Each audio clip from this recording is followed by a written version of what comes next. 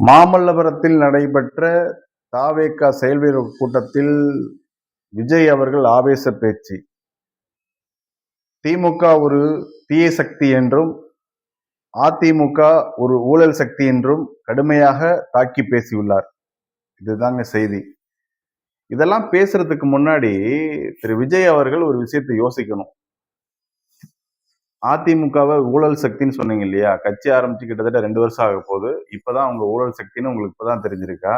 இதெல்லாம் பேசுறதுக்கு முன்னாடி நீங்க யார் அப்படிங்கிறத ஃபர்ஸ்ட் மக்களுக்கு சொல்லணும்.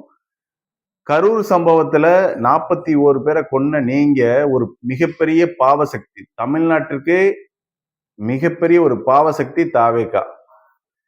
ஊழல் பத்தி பேசுறதுக்கு உங்களுக்கு என்ன அருகதை இருக்குன்னு ஃபர்ஸ்ட் நீங்க யோசிக்கணும்.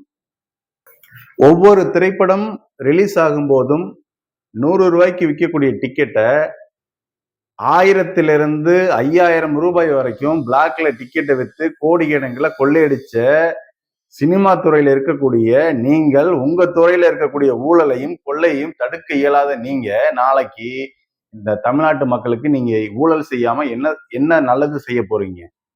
நீங்க லக்ஸரி கார் வாங்கணும்னு சொல்லி வெளிநாட்டில இருந்து இறக்குமதி பண்ண காருக்கு வரி கட்டாம வரி ஏய்ப்பு செய்த முதல் ஊழல்வாதி நீங்க தான். இத்தனை ஊழல் குற்றச்சாட்டை வைத்துக்கொண்டு ஊழலை பற்றி பேசுவதற்கு உங்களுக்கு எந்த தகுதியும் கிடையாது திரு விஜய் அவர்களுக்கு.